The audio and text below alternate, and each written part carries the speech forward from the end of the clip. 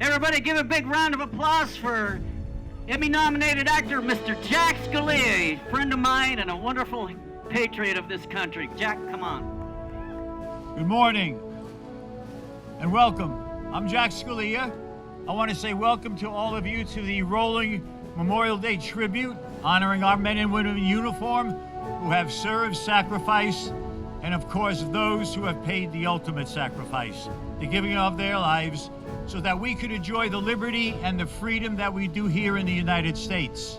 I want to welcome everyone to Oceanside, California, home of the United States Marine Corps over at Camp Pendleton, U.S. Navy down in San Diego, and also over in Coronado where we have the elite U.S. Navy SEALs trained. I want to say thank you to them for all of their service. And I also want to thank everybody that is here today. We're calling it the rolling tribute because we're having 1,000 cars that have come through here with a veteran and their family. And because of the COVID-19 virus, we're observing all of the restrictions. So just the window will be rolled down. They'll place an American flag in the window. The trunk will be open, and then they're going to be presented with a box of fresh vegetables, fresh fruit, condiments, provisions that will provide a veteran and his family with enough food for 3 days. And I want to thank Andre Roberson and the Power of One, who so generously donated this to the cause for today for the Rolling Memorial Tribute. And also want to thank Patriots Voice and Barbara Beach for her participation as a major sponsor, and of course KOCT, the voice of San Diego's North County, for making all of this possible with the filming. And I want to bring up your mayor, our mayor today of Oceanside, California, Pete Weiss. Sir, Mayor, Mr. Mayor, come on up. Thank you. Pleasure. Well, good morning, everyone, and I first want to thank all the volunteers that are out here today because you're giving up part of your life and your time to help those in need. And I also, and I know he's going to be up here in a little bit, want to recognize Congressman Mike Levin over here. And we have Council Members Ryan Keim and Deputy Mayor Jack Feller here as well. I want to thank all of you out there who are participating in this event today. This is Memorial Day, and it is a time to acknowledge those who have paid the ultimate sacrifice to keep our freedoms the way they are. But also for all of you who are active duty or retired military, this is a time to recognize you for your sacrifice to our country as well. And we thank you for that. And today is for you as well. On behalf of the entire City Council, may God bless you and may God bless America. We are very lucky today to have the mayor of Oceanside, Peter Weiss. How you doing, Peter? I'm doing well. Thank you for having me. Great, great. And I guess you oversee a lot of things, whether are you kissing babies, are you doing baptisms, all these kinds of things as a mayor. But you're a small town, yet at the same time, you have one of the largest military communities here. We have a deep tradition of military involvement, not just from Camp Pendleton, but throughout the San Diego region. There's a great military presence, and we do a lot of coordination with Camp Pendleton. The current General Conley, we get together routinely because it's not just the active military, but a lot of our veterans, when they leave the military, choose to stay here. And so we have a lot of active duty and a lot of retired military people within Oceanside that we recognize. We have some great organizations in town. We have a VA hospital here, and we also have the Veterans Association of North County. You're an engineer by trade, I believe. Correct. And so you have a lot of experience in a lot of different arenas. So what has been the biggest challenge for you right now as the mayor? So I'd say probably the biggest challenge isn't not necessarily what's happening with the COVID, but it is now, and it's going to be for the next year or so. It's that loss of income that the cities are all going to have. So it's not just people who are out of work, but all the cities, including the state, are seeing a reduction in their revenues. And so we're managing that right now, and we're looking at what are those numbers actually going to be as we're progressing through this. We've looked at what are the absolute core services that we have to provide, and then what are some of those things that are luxuries. What are things that you'd like to have but can live without? At this point, we don't think we have to sacrifice. We have a lot of savings that we've accrued.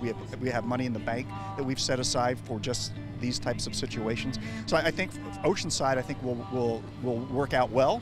I think with a lot of the things we've done in the past to get us ready for this, I think we will be okay without the vast majority of the people in Oceanside, I don't think they're ever going to see a disruption of service of any kind. That's great. That's great news. So thank you so much, Mayor, Thank for you. coming on and appear on KOCT. No problem. Thank you. Thank you for being here to celebrate our special day of the rolling tribute to veterans. Thank you so much. My sir. pleasure. Hi, I'm Lori Booty, the Executive Director with the Veterans Association of North County. We're honoring all those who gave it all to their country, and we really want to thank all of you who are serving actively right now as well. Every second Friday, we have a food distribution for active duty and veterans. Our last distribution, we served almost 2,000 family members. So please feel free to come on down and register at vanc.me/food. We want to thank all of those who serve. I want to thank everyone for being here, the volunteers, especially, and those who have served, are currently serving. Thank you so much for all law enforcement that's out here, and the fire department that has provided that beautiful hook and ladder truck, and then Mitch Mendler for also bringing in that flag right there. It's traveled 90,000 miles, and by the end of the year, it will have traveled to all 50 states.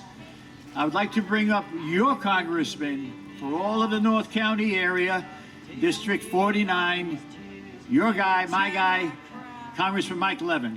Michael, come on up, pal. Thank you very much. First, I want to thank my wonderful wife, Chrissy, for joining me today. It's an honor to be with you this Memorial Day, where we pay tribute to those who made the ultimate sacrifice defending our freedom. This is an unusual Memorial Day, to say the least. But the meaning of Memorial Day can never change and must never change. And I'm reminded by that flag and by the service and sacrifice of so many in so many different places around the world that we cannot take our freedom for granted. It was just before the pandemic that I was at Camp Pendleton celebrating the 75th anniversary of the Battle of Iwo Jima with some of the last survivors from that battle. We have so much to be grateful for, from those who put it all on the line for this amazing country. And I know that we're going to get through this crisis for the United States. We'll be stronger from it. And I'm truly grateful to all the nonprofit organizations here today who are doing so much in service of our veterans and their families. I want to thank the great mayor of the city of Oceanside, Peter Weiss, and the city council for standing strong during this difficult time for the city of Oceanside. Know that I stand with you as we try to provide much needed federal assistance, not only for the city of Oceanside, but certainly, as always, for our veterans and for their families. And it's the work on the House Veterans Affairs Committee, truly bipartisan work, where we stand up for those who have given so much and try to give just something back. So we thank them. We thank also our first responders, our police and our fire, who are doing a wonderful job, particularly now in this time of crisis for our country. Thank you all. God bless you. God bless America. Thank you very much for having us. I'm here with Congressman Mike Levin from the 49th District of Northern County, San Diego, California. Welcome, sir. Thank you so much, Jack. Good to be with you. It's an honor and a privilege whenever I get to talk to somebody that has really accomplished something in life. And you did something that was fairly wonderful, especially having such a large community, a veteran community. You championed the HEROES Act. Tell us what that was, why you did it, and also what it's done. How has it changed our veterans and their families' lives? Well, we are in a real difficult time, as you know, with COVID-19, and we have an economic crisis and a public health crisis. And one of the things that I've been focused on is making sure that we're taking care of our veterans and their families and military families generally during this difficult time. So parts of the HEROES Act, which is a big and comprehensive bill to try to address COVID-19, specifically tries to help our veterans and our military families. And one area where we've been able to make real bipartisan progress, and I hope that the Senate will pass the veterans and military families related provisions of that bill very soon to get needed relief to our military families and our veteran community. I had the great opportunity to spend many Memorial Days with my grandfather. He was a World War II veteran, served in the Pacific Rim, and was a tail gunner. Wow. He was very important to my life, taught me a lot about patriotism, about service. And one day I think my grandma was cleaning out his closet and pulled out a binder notebook full of his old papers from World War II, old newspapers from that period. And I have that binder today. And going through that with him, I was maybe 8 or 10 years old, and he explained it. He didn't like to talk a lot about the war, obviously. It was very difficult. He saw horrible tragedy serving abroad, but he was such a true believer in the importance of service, and he loved this country very much, as do I. He was an incredible man. I miss him dearly all the time, and I think about him whenever I'm serving in the House Veterans Affairs Committee and I'm having a hearing or asking some tough questions. I'm always thinking of what he would want me to ask in that moment, and he would want me to stand up and fight for the veteran community, make sure they've got the health care they need, the educational opportunities they need, the housing they need, and we're going to do everything we can to keep fighting. I'm glad that we're on the front lines, and I just Power One Foundation, because I know all of you guys are servicemen and servicewomen, and we just want to say thank you for your service. We really appreciate you, and we really appreciate you being out here with us. So we've just been blessed. Thank you so much. We are the sons and daughters. With us right now is Andre Roberson. He is the president of the Power of One Foundation and also the spokesperson for Patriots Voice. We're the two main sponsors for today's Rolling Memorial Day tribute. Andre, welcome to the show, pal. Oh, thank you so much. Appreciate you, Jack. Andre, you've served, okay, tell us a little bit about what you're doing now with the Power of One, then we'll roll it into this one. Well, for us, we're Power of One Foundation. Since the whole emergency crisis that happened with COVID-19, we chose to stay on the front lines to be able to deliver food to families in need. And over the last 8 weeks, we've had the privilege of being able to serve 160,000 families. And once COVID-19 hit, that's when everything started to increase. And so we went from 1,000 to 2,000, 2,000 to 3,000, and then we skipped up to 5. So one time we started the distribution, and our line was 5 to 10 miles back. Wow. Yes, people waiting in line to be serviced. So, you know, it let us know that there was a great need out there, and we knew that what we were doing was the right thing. I was born into servitude. My grandmother opened up a business where we take care of the mentally challenged, and we've taken care of the mentally challenged now going on 47 years. God bless. And then from there, got into the entertainment industry, where from there, I was able to start the nonprofit Official No One Left Behind, and then we started Power of One, and then fast forward, we partnered up with Patriots Voice, and it brings us to today. You know, at first it was a little overwhelming because, you know, when you're in a new territory, you don't really know. But I don't know, at the same time, I had a sense of calmness because I knew that God was leading the way. Right. And then once you saw people coming out, because I mean, when you do something that massive, you need volunteers. But then, like I said, we couldn't have did anything that we did without the community. You know, if it wasn't for everybody here, everybody putting their time in, there would be no me. Right, You exactly. know? But I'm glad to be the leader, but you need the team. Someone put it to me best when they came to me, they came to the warehouse to pick up food. They were like, wow, we really love what Power One did. And I'm like, okay, what did Power One do? They're like, your love infected the whole community. Wow. And it brought everybody together. And that's what we wanted. Right. You know, because I mean, you can't do anything alone. And if, like you said, if you don't have this element, that element, it just doesn't seem to come together. So if you're on Instagram, you can find us on Poof, Facebook, Power of One Foundation.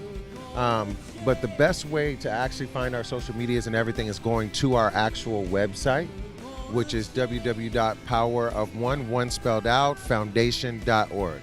I just want to thank Patriots Voice for opening the door for us to be able to come to Oceanside, the Oceanside Mayor, Peter Weiss. And we want to thank the Municipal Airport, Oceanside Municipal Airport, for letting us use their grounds to be able to have this. We want to thank all the firefighters. We want to thank all the servicemen that came out, Marines, Navy, Air Force, Army, that were out here serving the boxes and putting the boxes into the car. And Jack, we want to thank you for this beautiful show. We want to thank you for allowing us to get our message out there. And we just appreciate you because, I mean, what you do is amazing, and you know how to bring the stories out and tell stories. And so you give us a platform to really speak from our heart. Well, thank you. Like you said, just one of the team. That's all we are. Absolutely. Mama told me. I'm here with Councilman Jack Feller. Jack, welcome to the show. And we are here at a very special day. We're here on the rolling tribute on Memorial Day to honor our men and women in uniform. And I want to thank you, sir, for your 6 years with the Navy. Thank you, Jack. It's an honor to be around especially the military needy. It is such a commitment that they give to this country. So it's the least we can do is give back even more than they expect. I think this is a perfect time for them. And the ones that did sacrifice all, I mean, we all knew them, so it's definitely part of our system to pay back. Absolutely, I couldn't agree more. Your 6 years of service, can you just share an experience that you had there that you became, where you changed as a person? There was a realization or an epiphany or something that changed? Well, there's no question that when you worked in my field, dental prosthetics, you knew you were doing something for the Marines and sailors that were headed to Vietnam, and that really raised my awareness as a young man that these were boys that came right out of the fields and the mountains and all over this United States. Unbelievable that they were committing to go to a place that many of them did not return from. So it was eye-opening for me. I have a uncle that was in the Chosin Reservoir, and my father served on Saipan, so I have a great familiarity with that generation, the great generation that committed so much, and I just hope to continue giving back for a long time in any possible way. I just think it's an honor to be here. I'm so thankful for volunteers and committing to serving the people that just keep streaming in.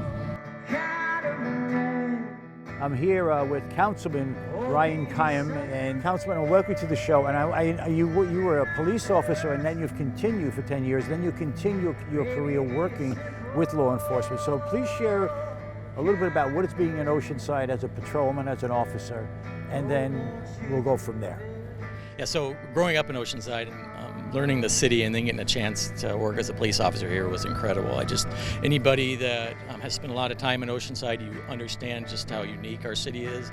With our beach, we have this really eclectic, small beach town feel. We're getting bigger, but as a cop, you just really, as I said, growing up, you have a lot of close friends and family, so you actually get to fix long-term problems, and it's just it was an incredible opportunity. Right. Okay. So did you go into you grew up here? I grew up here. Right. High school here. Correct. Were you thinking of I want to be a patrolman or a police officer, or I want to join the military? Did you have that as you were in high school? No, I didn't think so. My whole family was in the fire department, so I still get razzed about it. But it's a so going through I worked on an ambulance, and that's how I paid for college. And going through that, I had some friends that worked at Oceanside Police, and I just got more and more interested. I went on a ride along, and I got lucky. The week after I got out, I went to Cal State San Marcos, and the week after I left, I had a job at OPD. Wow! So it was a great opportunity. I mean, after that, I got injured, or I was injured, and I went to the sheriff's department as a spokesperson. So I've been able to work with all of our different law enforcement agencies in the county.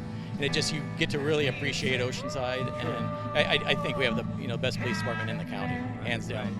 Was there ever a situation that you were in where you said, this has gone a little bit different than what I thought it was going to go, and now it's really dangerous? Oh, absolutely. I mean, there's a handful of times. I think one of the first things when you're a cop and you stop someone, and it happened a few months in, but I remember I was searching someone. He ended up having a warrant, but he turned around, he punched me. And it's the first time you're a cop and you think, they can't do that. I'm a policeman, you can't hit me. And then you realize now you're in a fight for your life at some point. And they don't happen very frequently, but they happen.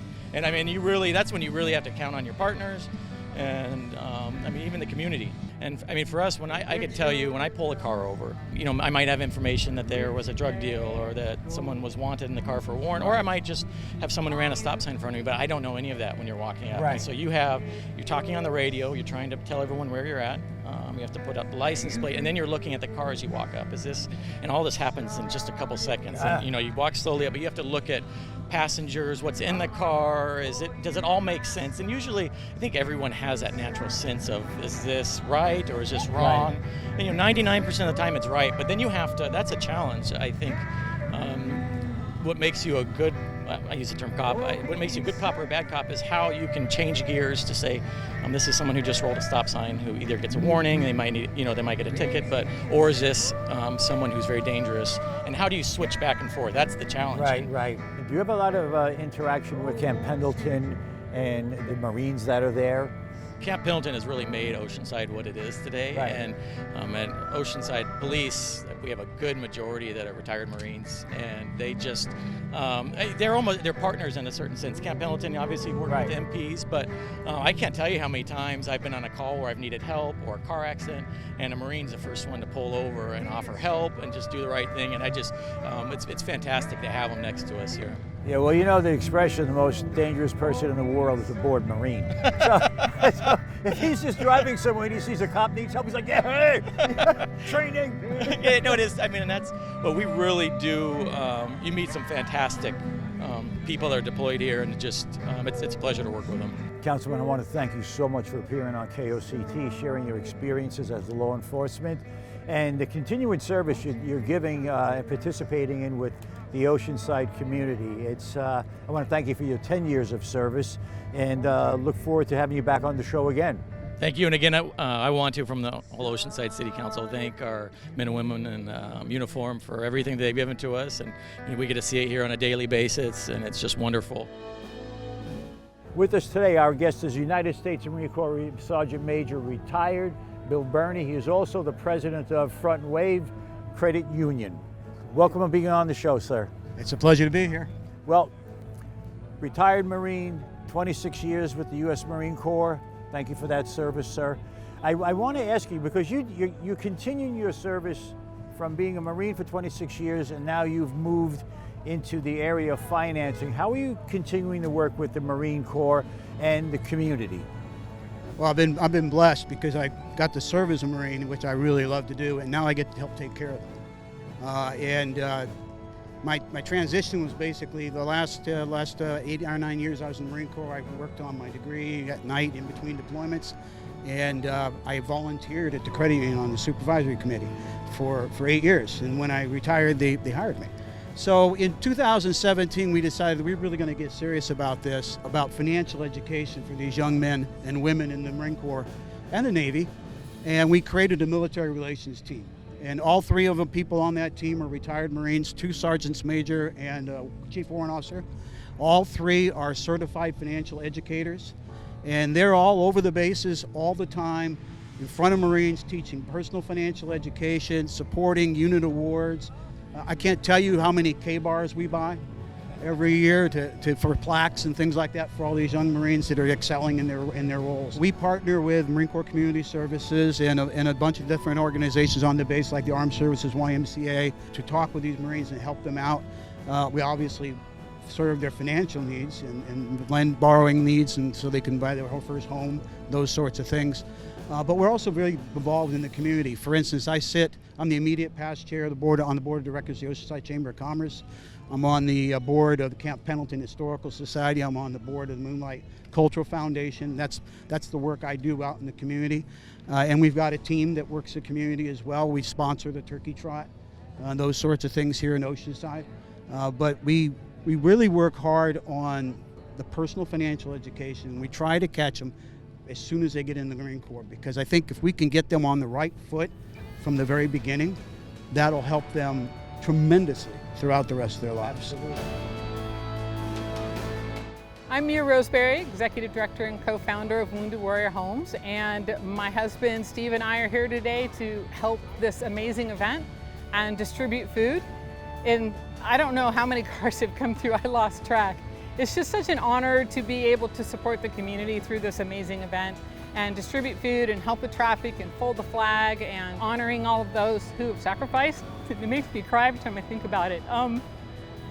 Grandfather, father, brother, nephew, all Marines. I lost my brother during a training mission over 30 years ago. And Memorial Day is just about really saying thank you, and we notice. I think a lot of us forget that our freedoms are based on the fact that that 1% of our population was willing to sign their name on the line and go out and do whatever they were asked, wherever they were asked, and to give us the rights and the freedoms that we have, and just to keep us free. We can go to bed knowing every night that we're safe and sound, and that's because of our military, our service members, our veterans, their families who are willing to give up so much just to be support for them. It's all about the giving, and that's why we're here and why we do what we do. I'm Jack Scalia, KOCT, voice of North County, San Diego. I want to thank you for allowing me to host this rolling Memorial Day tribute to our men and women in uniform who have served, sacrificed, and those who paid the ultimate sacrifice, and especially the North County veterans that participated from the Army, the Navy, the Air Force, the Marines, and the Coast Guard that were all here and they all participated. Thank you for making it a successful day. It is all about honoring you. We thank the Power of One Foundation, the Patriots Voice Foundation, and KOCT, Voice of North County, San Diego. Thank you very much for allowing me to be your host.